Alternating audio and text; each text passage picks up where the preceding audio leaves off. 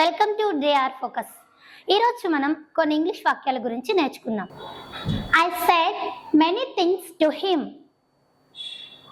Said అనగా తెలుగులో అర్థం చెప్పడం. మెనీ థింగ్స్ అనగా చాలా విషయాలు. హిమ్ అనగా తెలుగులో అర్థం అతడు. I said many things to him అనగా తెలుగులో అర్థం నేను అతనితో చాలా విషయాలు చెప్పాను. I have been busy. Busy అనగా తెలుగులో అర్థం పనిలో. ఐ హ్యావ్ బీన్ బిజీ అనగా నేను పనిలో ఉన్నాను. Can you tell me. Tell అనగా తెలుగులో అర్థం చెప్పడం. మీ అనగా తెలుగులో అర్థం నేను. కెన్ యూ టెల్ మీ అనగా మీరు నాకు చెప్పగలరా.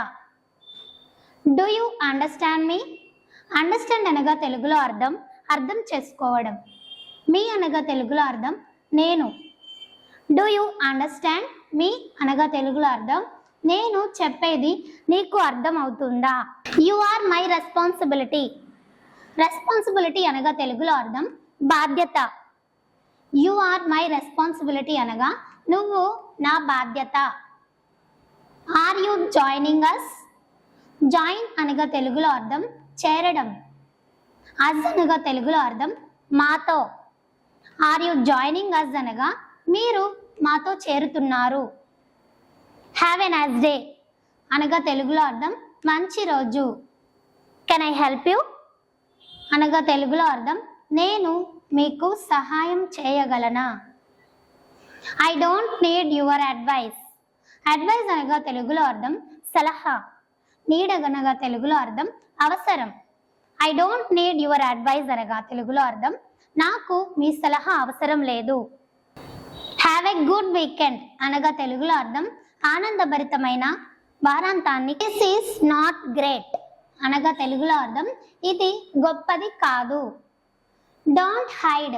హైడ్ అనగా తెలుగులో అర్థం దాచడం. డోంట్ హైడ్ అనగా దాచవద్దు. టేక్ దిస్ అనగా తెలుగులో అర్థం ఇది తీసుకో. డోంట్ టేక్ దిస్ అనగా తెలుగులో అర్థం దీన్ని తీసుకోవద్దు. ట్రై దిస్ అనగా తెలుగులో అర్థం ఇది ప్రయత్నించు. డోంట్ ట్రై దిస్ అనగా తెలుగులో అర్థం దీన్ని ప్రయత్నించవద్దు. కమ్ బ్యాక్ అనగా తెలుగులో అర్థం తిరిగి రా. డోంట్ కమ్ బ్యాక్ అనగా తెలుగులో అర్థం తిరిగి రావద్దు.